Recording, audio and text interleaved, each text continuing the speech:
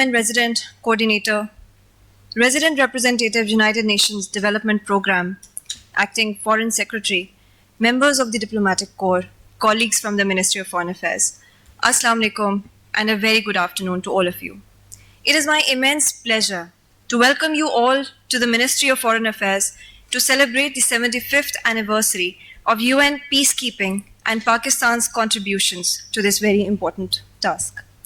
Ladies and gentlemen, in the words of the UN Secretary General Antonio Guterres, United Nations peacekeepers are the beating heart of our commitment to a more peaceful world.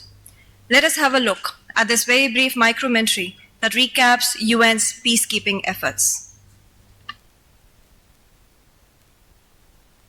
Peace begins with me, with you, with all of us. Today, millions of people are suffering immense harm from conflict. Their lives torn apart by death, destruction, and displacement. For 75 years, United Nations peacekeepers have worked to save and change lives and help countries navigate the difficult path from conflict to peace and progress. The first UN peacekeeping mission was deployed to the Middle East in 1948, where military observers serving with the United Nations Truce Supervision Organization continue to work today to help bring stability to the region. More than 2 million peacekeepers from 125 countries have served in 71 operations, making a tangible difference to people in need across the world. Africa, the Americas, Asia and the Pacific, Europe and the Middle East. Peacekeepers are ordinary people working in dangerous and difficult conditions to achieve extraordinary outcomes. Over the years, their mandates have helped prevent conflict, protect civilians, advance political solutions, promote human rights, support democratic processes including elections, build capacity of state institutions, and ensure that women and youth lead and participate in conflict resolution and peace processes. The conditions peacekeepers operate in are more hazardous today than ever. Peacemaking is harder amidst rising global political tensions. Conflicts are more complex, and the climate crisis is hitting war-torn communities even harder. A surge in disinformation is fueling violence against peacekeepers and our partners. The iconic blue flag is now a target of deliberate attack. Despite these challenges, peacekeepers persevere alongside many partners in the collective pursuit of peace. UN peacekeeping is a remarkable enterprise of multilateralism and international solidarity, but it cannot meet all needs and expectations. Today, peacekeeping is relentlessly working to be more progressive, innovative, and effective to succeed amidst new threats and mounting challenges. For 75 years, UN peacekeeping has served and supported millions of people caught up in catastrophic conflict. More than 4,000 peacekeepers have lost their lives serving under the UN flag. Their legacy and the courage and commitment of the 87,000 peacekeepers serving today inspires us and reminds us to take action, because peace begins with me, you, and all of us.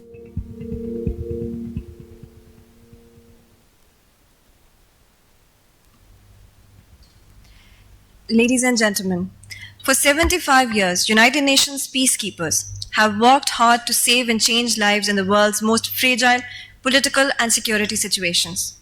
To talk more about this, I would now like to invite Ambassador Mumtaz Zahra Baloch, spokesperson, Ministry of Foreign Affairs, to moderate our first panel discussion titled From Conflict to Cooperation, a conversation on 75 years of UN peacekeeping. I would also like to invite our esteemed panelists to join us on stage. Please welcome Mr. Knut Osby, Resident Representative, UN Development Programme, and Ambassador Syed Haider Shah, Additional Foreign Secretary, United Nations Ministry of Foreign Affairs. I would like to invite you all to please join us on stage.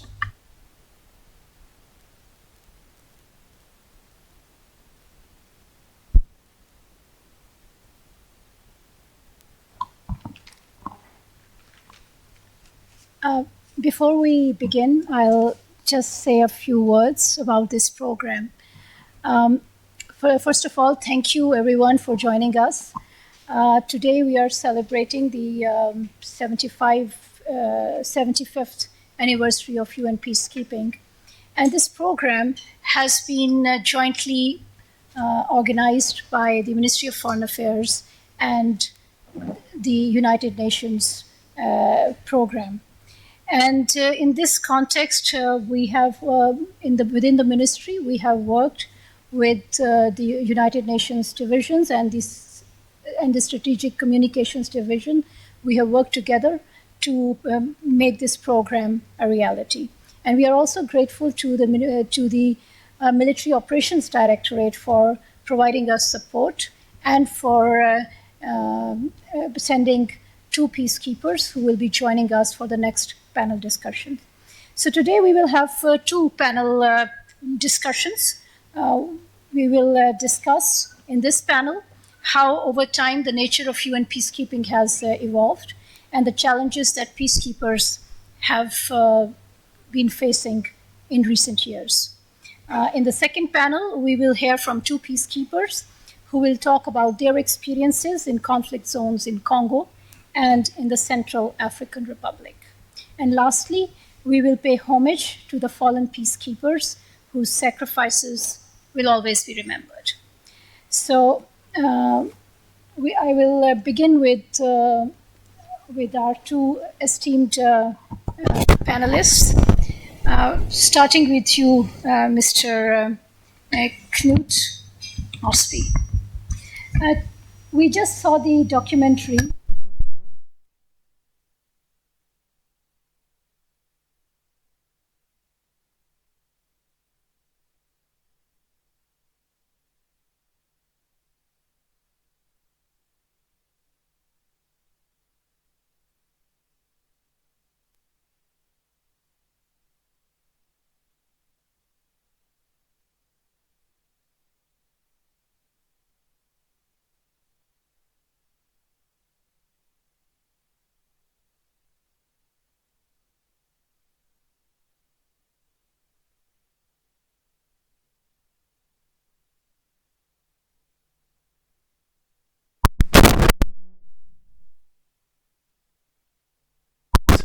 to celebrate our brave peacekeepers working across the world, currently in 12 different countries. I think we have about 87,000 peacekeepers currently active, and they are doing very important work. But of course, with all the wars in the world, all the conflicts, most of the effort to keep the peace, to create peace, has to be done by others. They are doing an extremely important job, but the job to create peace in the world is a global one for everyone. We had I always come back to the three pillars of the Charter of the United Nations, that the United Nations was created to work for peace, for development, and for human rights. And as Kofi Annan, the former Secretary General, said frequently, that these three pillars are interlinked and cannot be seen as separate. And we can all contribute to each of these pillars. Without development, for example, you see that when development is neglected, you see that conflicts emerge. If human rights is neglected, conflicts do emerge. So therefore, there are so many things we can do for this agenda. Peace is not only absence of war, but peace is the ability. Well, I cannot claim to know to define peace, but for me, peace is an understanding between people, a desire to work together for each other, for something constructive, a desire to work together to bring the world forward, and to bring the world forward for everybody, and not just for individual groups and people. Ambassador Heather Shah, would you like to add to this?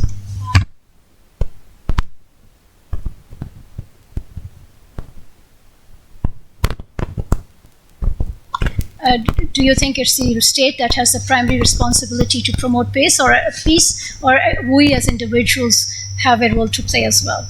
I think over the years it has become clearer and clearer that the individual role is very important, and that feeds into the role of state. And state is a fiction, basically. It's the collectivity, the people, individuals. And I think in that respect, we can do a lot individually for peace in each of the communities. And as we have seen how the nature of conflict has evolved over the years, the central role of individuals has also become more and more responsible. And also in terms of the UN, the United Nations, the personnel, how they contribute to that.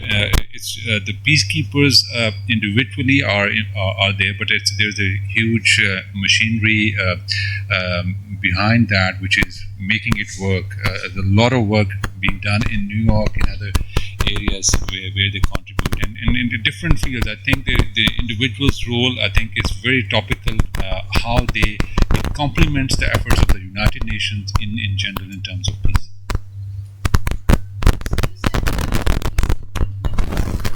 You said UN peacekeeping has evolved in recent years.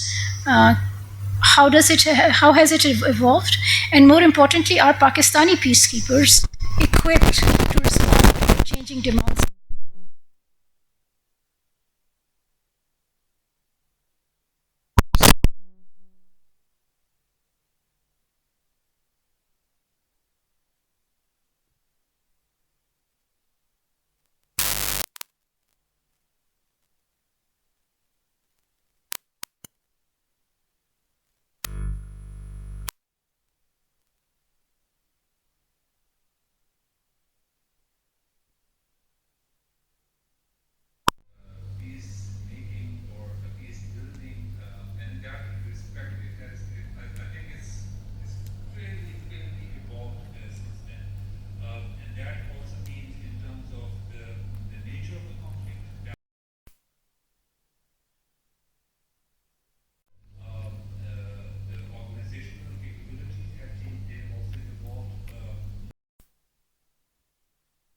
Missions are not limited only to peace and security.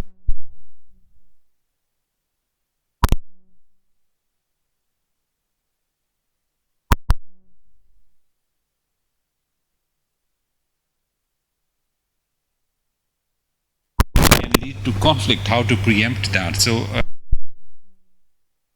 The concept of multi-dimensional missions has evolved now, and there is an effort to integrate those different missions, and now we do not have only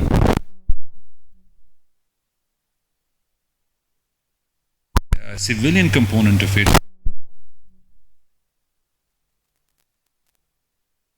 also with the peacekeepers in uniform to create conditions for long-term sustainable peace. And as far as Pakistan role is concerned, starting from 1960, when we went to the first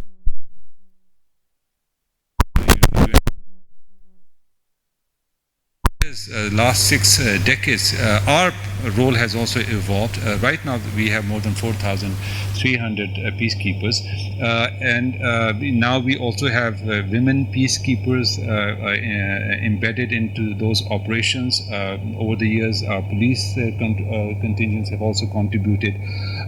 We have also come up with an institute. There's a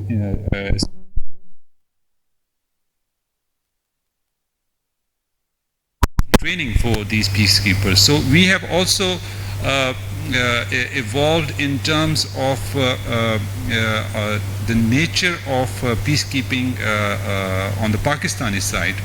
Previously, for instance, our focus was more on the involvement of troops or contingents from the infantry.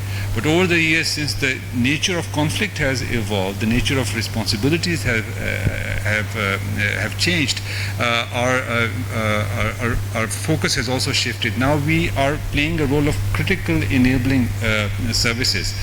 For instance, in aviation, medical, engineering, these kind of services which complement the overall peacekeeping mission. So we have also evolved over the years. Thank you.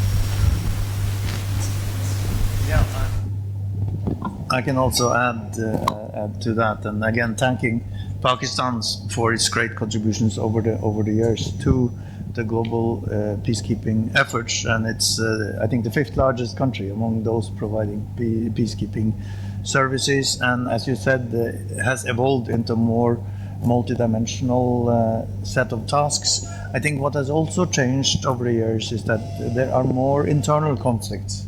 There are more imbalanced conflicts. I worked in East Timor, Timor-Leste, immediately after the closure of the last mission there. There were several missions starting from 1999 until the end of 2012, and it is a very interesting history with this country. In the first 2-3 years, there was a UN-supported administration of the country, and there, of course, including the security sector.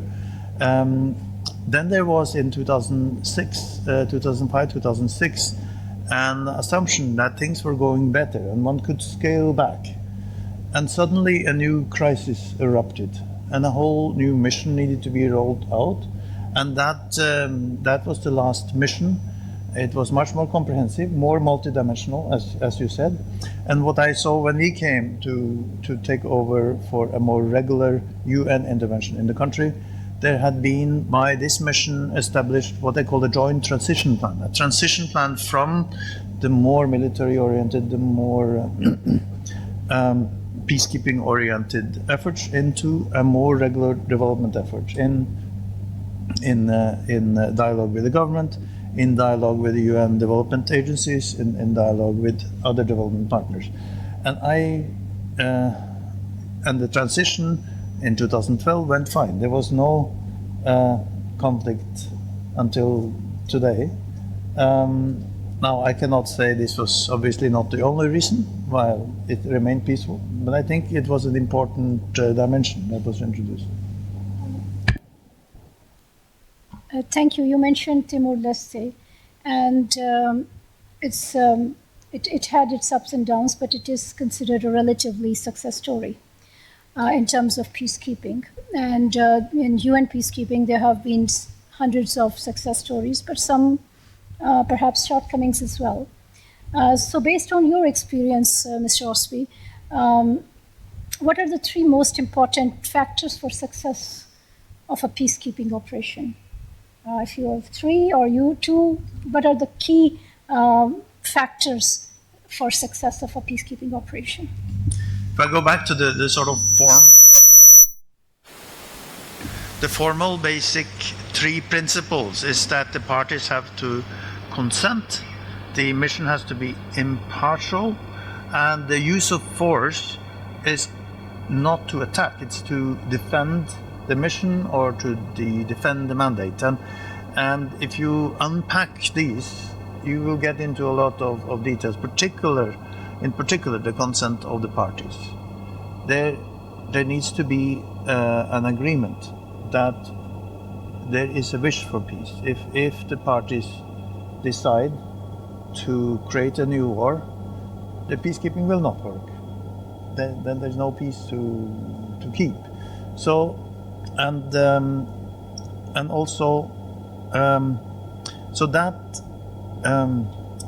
tells us something about other dimensions beyond these 3. That the mission needs to defend not only its mandate, but it needs to defend peace processes. It needs to defend processes of state building. it needs to defend elections, it needs to defend human rights processes, and it needs to prepare and contribute to development processes. One of the things I did see going around East Timor after these missions had left, they were development projects, agriculture, irrigation, construction of infrastructure that had been done by particular contingents of military. And this was very fondly remembered by the communities around the country. It was still marked, it was still recognized by the name of the country who did it. And it was absolutely one of the very important legacies of the peacekeeping mission. I would add one thing. There was a mention of the UN being the peacekeepers, the security and safety of the peacekeepers themselves, and they being attacked as the conflict becomes more complex. I would add another dimension to it, and that is that there is also an increasing recognition of the peacekeepers also. There is a lot of respect that the UN peacekeepers have earned over the years, and there is a demand for such peacekeeping missions in situations where there is a conflict and lack of stability.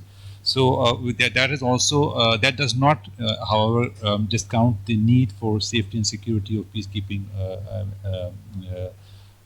contingents, personnel, so that they can do and carry out the mandate that has been given to them. Your last comment actually is a good segue to my next question, which is about the safety and security of the blue helmets. And I noted in the documentary, it said, the iconic blue flag is now target of deliberate attack. So this highlights the challenges of peacekeeping and the security of the peacekeepers.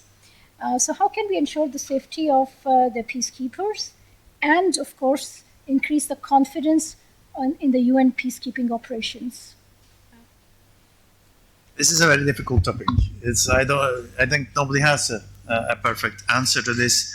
We all very sadly remember the Canal Hotel in Baghdad in 2003, which for us, at least for me, was the sign that the UN had become a target for this type of terrorist observations. I worked in warlike situations before that, and we always felt that there was a safety in the UN logo, in the UN flag, that we were recognized as somebody who did not carry weapons, somebody who was not part of the conflict, etc. And then this happened. I had friends there who survived. It was a terrible tragedy, and unfortunately, things like this has happened again later.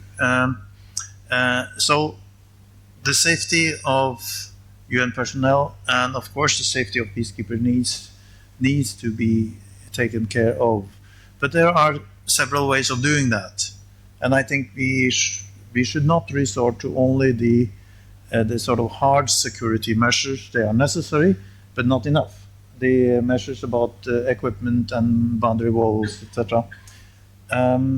What is also necessary is that we need to continue to work on reintroducing the idea that the UN is not part of a conflict, it is not a combatant, it is not a target, and I think it is possible, but very hard to do this. We all have to work on showing the positive things that we are contributing, making sure that we are genuinely impartial in any conflict. It's a very hard thing to do, but this is what we need to work for. I think the initial point that you mentioned, Knut, about the ownership of the peacekeeping mission is very important. So, and then the adherence to the principle of non-use of force in impartiality. I think these are critically important. But also, in addition to that, the training of peacekeepers, because it's a very specialized field now. So you don't do anything which is culturally unacceptable or which can offend people. That's important. But having said that, because the UN flies its flag and is very easily is very conspicuous by its presence, and sometimes it is intended. That also is a kind of a security hazard. So it's no easy solution, but we can follow the safeguards that are built into the system, onto the peace programs to ensure maximum security for the personnel. Any parting points that you would like to make? Because I was allocated only this much time, but if you would like to add anything. One thing I would add here is Knut is ending his is embarking on a new phase of his life. He has served for a long time in the UN system, and incidentally, I heard him the other day. He has served in Pakistan 5 times for over a decade. So he is now on the cusp of a new phase of his life. So my best wishes from the Foreign Ministry, from all colleagues, for his new innings, as we say. So if I can say one word also, that thank you so much for the opportunity to be part of the ceremony honoring the peacekeepers at the very end of my assignment. They really deserve this honor. They are at the front lines of what we do, but also, as I said, we are a family. The UN belongs to all of us, and the UN needs to work, or all of us need to work for peace, development, and human rights to help bring the world forward, and we can do it. Thank you. Thank you very much, and that concludes this panel discussion, and we'll move to the second panel with Usman moderating it. Thank you.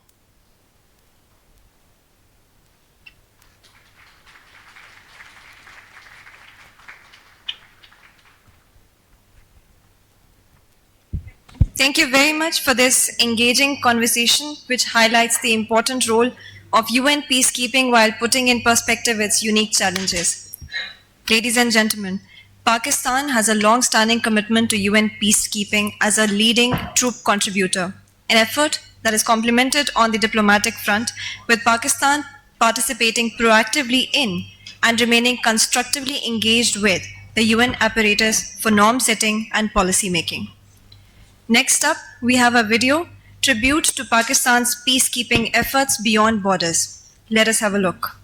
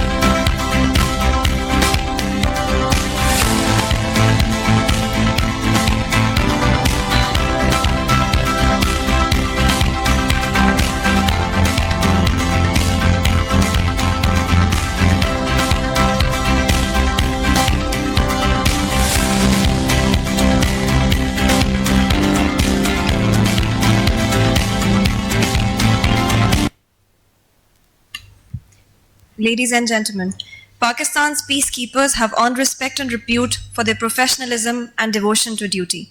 This proud tradition is being carried forward by Pakistani Blue Helmets serving at various UN missions abroad. It is my immense pleasure to take today's proceedings forward with the next panel discussion titled Beyond Borders, Honoring the Legacy of Pakistani Blue Helmets. This panel discussion will be moderated by Director General United Nations, Mr. Usman Jadoon, and he will be accompanied with Major Saman Naim, Military Logistics Officer, UN Mission Congo, and Lieutenant Colonel Jahangir Sarwar, GSO, MO Directorate. Over to you, sir. Thank you very much. In this panel discussion, we are going to address the theme of Beyond Borders, Honoring the Legacy of Pakistani Blue Helmets. We have two distinguished Army officers on the panel with us who are going to share their experiences both from a policy and an operational perspective. Major Saman Naim was commissioned in Army Service Corps in 2012. She has served in the United Nations mission in the Democratic Republic of Congo, and she's presently serving in the Supply and Transport Directorate of General Headquarters. And we also have with us Lieutenant Colonel Jahangir Sarwar. He has over 18 years of experience in Pakistan Army. He has served as a military observer in the peacekeeping mission in the Central African Republic, and he is presently serving in the General Headquarters Military Operations Directorate, dealing with peacekeeping operations of Pakistan Army. Both bring unique perspective and experience. So my first question will be to you, Major Saman. Could you share some insights from your role as a peacekeeper in Congo and any unique experiences that you could share with us? Thank you very much for inviting us. At par with male counterparts, Pakistani female peacekeepers, they are playing active role in carrying humanitarian operations widely. May it be an individual assignment or female engagement team.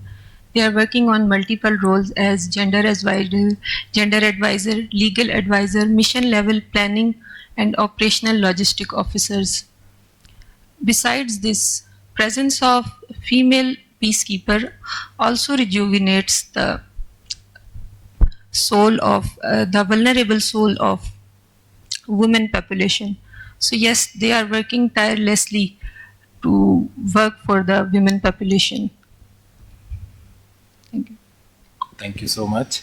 Colonel Jahangir, would you give us an overview of what operational role Pakistan Army has played over the year in providing troops to various peacekeeping missions, and from your own personal experience, both when you were deployed as an observer and from your current role where you're backstopping from a policy perspective?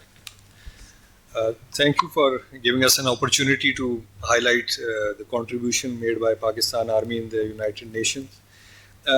Before I go to the personal experiences, I would just like to mention here that the canvas of peace operation or the peacekeeping operations, it's very dynamic, ever evolving, and if we talk in broader terms, we would say that peace enforcing, peacekeeping, and peace building. These are the three main pillars around which this UN revolves. Then narrowing it down to the contingent level, there we are doing different tasks. That includes not only protection of civilians, that includes humanitarian assistance, then improving the conditions, the living condition of the people of that area. So you can see that there's a wide area of tasks that our peacekeepers are currently performing in various missions. As already mentioned, more than 9 peacekeeping missions we are having right now, more than 4,000 troops. It started from 1960, the first mission in Congo, and then we have contributed now more than 225,000 troops up till now. So just I will give you another brief glimpse of current peace activities being carried out by our peacekeepers. In Congo and CAR, as I earlier mentioned, this mandate revolves around mostly peace enforcing, then definitely humanitarian assistance. Come and go to the Abyei and South Sudan. In South Sudan, you may have heard recently there were some unprecedented floods which affected a large portion of the population. So in that case, our engineer elements with their machinery and equipment, they actually help the local population extricating and then again the building of the dikes and those preventive systems just to halt those floods. Mali, the mission again, everybody knows, currently known as the most dangerous mission in the UN. There we have our aviators, there we have our doctors who are side by side working not only with the kinetic component of the mission but also the humanitarian mission as well. And lastly, about my own personal experience, definitely I served as military observer in the Central African Republic. Being a military observer, most of you have an idea that we are more closely related to the communities because we have to go out. Unlike the staff officer, which usually is connected with the office work, we were the ones who actually went on the field, meeting people, interacting with communities, knowing their problems, facing threats. As the earlier panel discussion discussed, that there is a big problem of the safety and security of peacekeepers. So once we go out in the field, then we don't care. Our sacrifices again are evident of our commitment to the UN cause, and we go wherever we are ordered, and we do that diligently and bravely. So. Thank you very much. Very interesting, the perspective that you shared. Major Saman, could you tell us something about how your role as a peacekeeper deployed in the UN mission differed from your day-to-day job here while you were serving in Pakistan? And did you have to learn some extra skills? And how did you cope with that? What were the differences? If you could shed some light.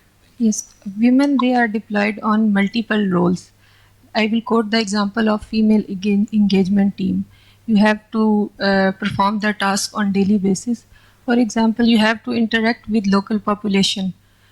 So you have to formulate a roadmap to protect the civilians, to work on their prosperity. So you have to perform patrolling, which you have not done in your own country. You have to perform the other soldier tasks, security tasks. These are the tasks which are different from our own country taskings and which are very helpful and interesting, and one could learn a lot and immense from these personal field experiences. If I may add on to that question. So you were given this training prior to your deployment in SIPS in Pakistan? Yes, we were given the briefing on the hostile environment of operation and what will be your course of action if the situation arrives. So we are trained to sustain the hostile environment. Sir, just I Thank you so would much. add Please, on please. here that our lady officers, again, we have increased now the number of lady officers being inducted into contingents. This is a new initiative. Basically, it is in line with the Secretary General's initiative, which is focusing on enhancing the female component in the UN missions. So currently, we are working on an option where we are inducting lady soldiers first time in the army. I mean, this is something new because the ladies we used to have, we had an officer corps only, but now we are inducting them in a soldier corps as well. And this will definitely enhance the number of lady officers in different missions. Currently, also we have a substantial number of lady officers in the different UN missions. And then before they proceed, they are given this training at SIPS where they are told about the tasks and the roles which they have to perform over there. So the ladies, the number is being enhanced, and in the coming years you will see it will be a definite improvement in that aspect. Thank you. Thank you so much. So building more on this theme of more female participation in peacekeeping missions, could you also share with us some affirmative action or some more actions that are being taken to meet the 15% goal? Exactly. If you could say something about that. So exactly, this initiative, once initially we confronted the Pakistan environment, everybody knows that the female component was quite low, especially in the combat role or in the military. So there we focused that this should be enhanced in line with the Secretary General initiative, where he's aiming at 15% by end of 2029, where we would be, we're supposed to have more women. So based on that initiative, based on some previous studies, we are working and we are inducting a large number of ladies in our forces right now. So this is a new step, something which is right now in the process. You could see the manifestation of it in the coming missions, because this year we are sending almost more than 70 ladies in 3 contingents. and then this number will keep on increasing from in the years to come. So slowly this process has just started, but definitely in coming years you will see a definite improvement in the number of ladies being sent to UN missions. Thank you so much. So my last question to you, Colonel Jahangir Sarwar, building on something that was mentioned in the first panel with respect to safety and security of peacekeepers, and I would pose the same question to Major Saman also. In working in the field, did you feel an increased threat, and were the measures being taken commensurate to that? And if you could shed some light on this theme also. Sir, I will just take on this question because my lady counterpart, she was a SO. Definitely she worked in a headquarter where they were supposed to deal with many UN missions, day-to-day requirements and routines. But being a MILOB or a military observer where we have to take a car, sometimes we won't have UN security with us. We would have to go to far-flung villages, areas where there will be reports that, okay, there are some armed group is doing something, some militant faction has done something, so go on ground and check it out. Definitely there were threats. Like previously, once we had an idea that the blue cap or the blue mark, wherever it is seen, people would never harm them, would never say anything. But now in Mali, the incidents have happened. We were stone pelted also. I myself was maybe about to be manhandled by a few people over there. But then the way we are trained, we have to keep our composure, keep our calm, because we are peacekeepers.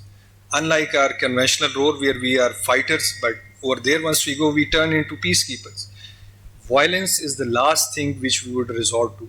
But keeping that in mind, I would say yes, this is a point of concern where most of our peacekeepers are facing these threats. But now I have seen that in most of the missions, they are provided some security. They have some armed personnel moving on side by side. But definitely as a peacekeeper, violence is the last resort.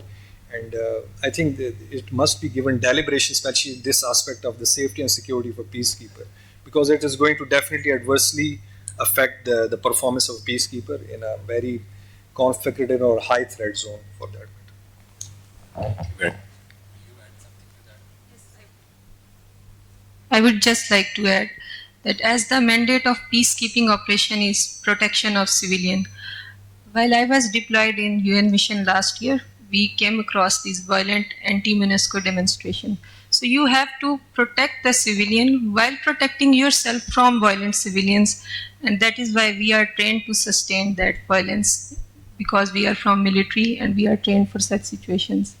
But this is a huge task to protect yourself while protecting the people. Thank you. Thank you very much. We are proud of your role as peacekeepers, your other colleagues who are doing this noble service to humanity. You are making Pakistan proud, and many of your colleagues who have made the ultimate sacrifice in this noble endeavor. Thank you very much for joining us today and for sharing your thoughts. Thank you very much. Thank you.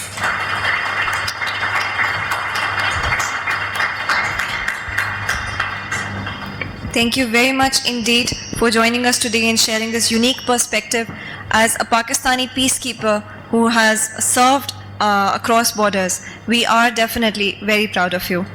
Ladies and gentlemen, now I would like to request Minister of State Hina Rabbani Khar to share a few words.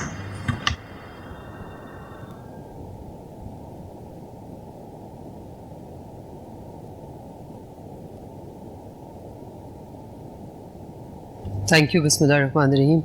Good afternoon and Assalamu Alaikum to everyone. First of all, Excellencies, ladies and gentlemen, without doubt, this is truly a matter of privilege and pleasure for me to be speaking to all of you, commemorating the many lives that have gone in upholding the flag of peace. And I say this in recognition of the people who have worked in this area, who are amongst us, and those whose portraits are on the table, and those whose faces are not even in pictures, but their families have been forever affected. So I think it is important for us to recognize that while we make speeches, we just talk about numbers, whether it was 171, 168, last year 8, but it is families, lives, and I can't even say only families. It's like a whole village gets affected, when one life gets affected. So we are truly burdened by the ultimate sacrifice that has been made by certainly the Pakistani blue helmets, but also blue helmets all over the world as we commemorate this day. Pakistan has obviously been a very proud partner, and I say proud because truly this is something that I remember in my previous life as foreign minister also, and now is something that Pakistan takes great pride of. Pakistan takes great pride in this because this is a tradition that we have upheld and lived up to over years. And to us, nothing else in many ways represents the core values that Pakistan tries to present to the world than as demonstrated through this act of Pakistan. It is our belief in multilateralism. It is our belief in the commonality of peace. You know, I liked how it was mentioned by Mr. Knut that peace, development, it's a good reminder. We have all read the UN Charter, but it's still a good reminder that peace, development, and human rights are three pillars, but all interlinked. So if you can avoid conflict, you are a contributor to peace. When there is conflict, there are different ways to contribute to peace, and therefore this becomes more and more complex as you go forward. Now, we, as I've already said, value greatly the sacrifice and the role, the vital role of the blue helmets in maintaining peace and stability in many conflict-ridden areas all over the world. We salute the services and the sacrifice that has been rendered by UN peacekeepers all over the world, and we certainly share the goals also all over the world. Pakistan has had a strong and long-standing association and commitment to UN peacekeeping. Since 1960, over 200,000 Pakistani military, police, and civilian personnel, including women, have served with honor and valor in 46 UN missions spread over 28 countries in Asia, Europe, and Africa. Today, we continue to stand among the top troop contributing countries with over 4,300 uniformed men and women serving in 9 UN peace operations. Our peacekeepers have served in war zones, have performed post-conflict mediation duties, and have undertaken rehabilitation work, as we were told in this panel discussion also. Now, through their professional excellence, integrity, impartiality, and dedication, Pakistani peacekeepers have always distinguished themselves in every mission that they have participated in. 171 of our bravest peacekeepers have made the ultimate sacrifice in the line of duty for the cause of international peace and security. Last week, the United Nations Secretary General honored the sacrifices of 8 Pakistani peacekeepers who laid down their lives in 2022 alone on UN peacekeeping duties by awarding them the DAS Hammarskjöld Medal. Pakistan's contribution on the ground have also been complemented by our sustained engagement in the areas of peacekeeping policy development, which, as I already said, is equally important, and in peace building, as well as through training, capacity building, and financing support for peacekeeping missions. We bring a unique perspective to peacekeeping, both as a leading troop contributor as well as the host country to one of the oldest peacekeeping missions, the United Nations Military Observer Group in India and Pakistan. And you know, as we go through a world in which some countries are allowed to deny the reality of conflict by saying the conflict doesn't exist because we have resolved it, it is institutions like UN MOGIP which remind us the festering of that, the reality of that conflict, and keeps rogue countries from becoming rogue and just not being able to deny the reality of the blue flag. And I take a lot of confidence from the role that the UN plays by not being swayed by powers that be in the direction of, just saying what is incorrect. I'm also particularly pleased to note that an increasing number of Pakistani women, and thank you, Major Sahiba, for really being there and speaking for all your compatriots and all the people who have served with you. And in many ways, you represent not only the best of the military of Pakistan, you represent Pakistan and how Pakistani women have found their way in every sector on their own terms, not by giving it on a platter, but through society, through hard work, through really just being able to deserve the place that you have found, not only just because by being a woman being given to it in a platter. So we really appreciate your presence over here and your compatriots and your colleagues' presence as our blue helmets all over the world. They have served as doctors, as nurses, as psychologists, as stress counselors, as vocational training officers, as gender advisors, as operational officers, and play a key role in engaging with local female populations. And the importance of that cannot be undermined. The importance of reaching out to women during conflict of stress of any type cannot be undermined. We realized that during the floods of 2022, that women were particularly going through a far more challenging circumstances. For instance, during the floods of 2022, we realized that there were about 600,000 women which were on their family way while they did not have shelter on their heads. So there are peculiar needs that women need, and therefore the presence of women troops in any form on the ground during conflict and times of stress, the importance of that cannot be overstated.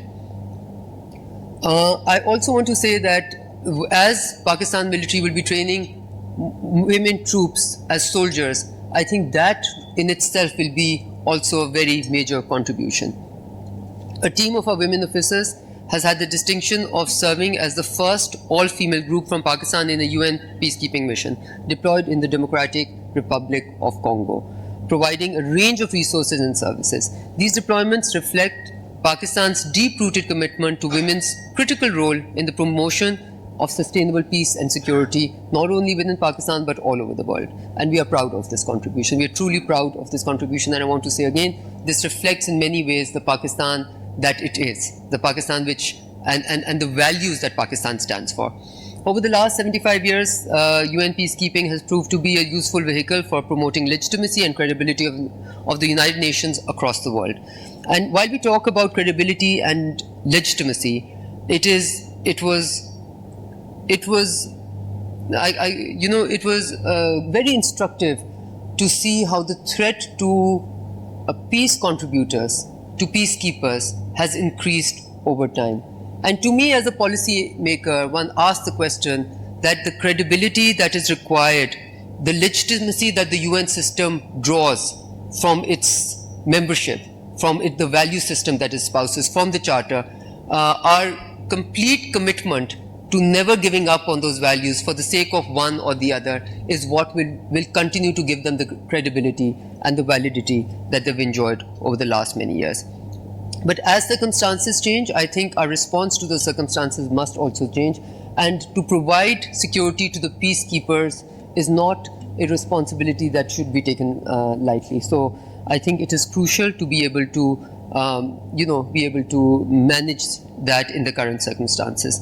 To advance the ambition of sustainable peace, preventive diplomacy and identifying the root causes of conflict are crucial. Pursuing a holistic peace-building approach would not only save cost, it would also save human lives. And I think this is a lesson that we have learned conflict after conflict. Ladies and gentlemen, the threats to UN peacekeepers have heightened. Today we have to navigate more than just bullets, as was clearly demonstrated through the talk that we have.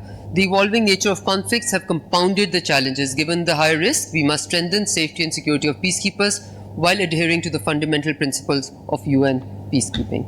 We appreciate the revamped UN development system and resident coordinators system, which has brought more coherence and integration into UN's work at the operational level. As somebody who managed UN work from the development side some 10 years back, I can tell you, I think that will continue to be work in progress as we go forward. Moving forward, we would need to bring even greater coherence between peacekeeping mandates and resources. Peacekeepers cannot be expected to do more with less resources. I think that holds for everyone. And the role of peacekeeping, as the challenges increase, I think the investment in making them more useful is something that would certainly be of value. Also, the troop contributing countries which have rich and practical on-ground and in-mission experience should certainly be consulting before drafting the peacekeeping mandates. I think that I cannot overemphasize the importance of that. Realistic, discernible mandates are important. Those that have experience on the ground can always contribute to that. Given Pakistan's vast experience as a troop and police contributing country, we would like to enhance our contribution to peacekeeping training, capacity building and sharing of experience and good practices. Ladies and gentlemen, I would like to conclude by reaffirming Pakistan's strong commitment and support to the UN peacekeeping and peace-building architecture. Pakistan has a firm faith in the United Nations' ability to promote peace. Pakistan also truly believes that the role that the United Nations plays in peace, security, development, or norm setting is one that cannot be played by any other. We look forward to continue working with the international community to leverage UN peacekeeping as an effective tool for building a safer world. And lastly, I do want to thank the Office of the UN Resident Coordinator for partnering with the Foreign Ministry to commemorate the 75 years of UN peacekeeping. I also want to thank the United Nations UNDP resident representative as well as the two Pakistani peacekeepers who were able to give us a snapshot of what it's actually like. And I think there's no amount of speeches which can make up for the experience that you brought to the stage today. I really want to thank you for that. And I also want to thank our own ministry. It is lovely to see something done so well, which you have zero contribution to. So thank you for saving us from long speeches and giving us a real snippet, both on policy side and on the real, coming from the military side. And once again, let me just salute the contribution that is made. We understand when you go to faraway lands, for the sake of global peace, I think nothing speaks more for the values that your country wants to uphold in this world than your contribution and those of your compatriots who have recently and those who over the last 60 years have made the ultimate sacrifice for the sake of their country and for the sake of the world.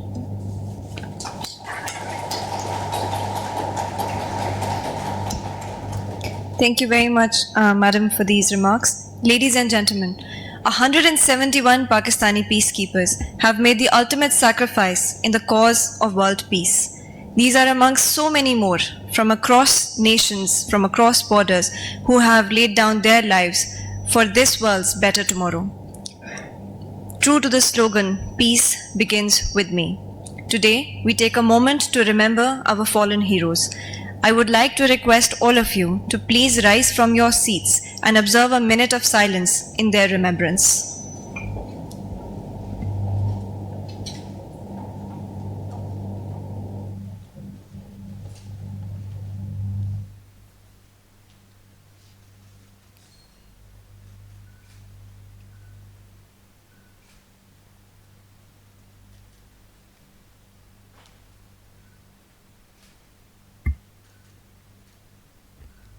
Now, I would like to invite Minister of State Hina Rabbani Khar to honor the memory of the 8 Pakistani peacekeepers who lost their lives in the line of duty and were awarded posthumously this year by saying a prayer and laying a flower in their remembrance and in remembrance of the innumerable precious lives lost. Madam, if you could please.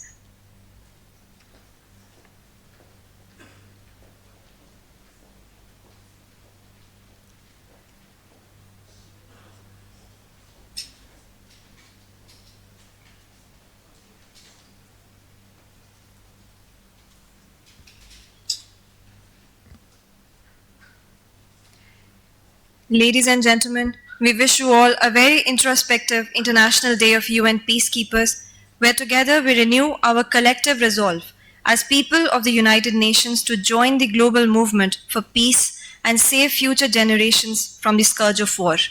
As I invite you to join us for refreshments, I would also like to invite you to lay roses of remembrance honoring our martyrs. Thank you so much for joining us today.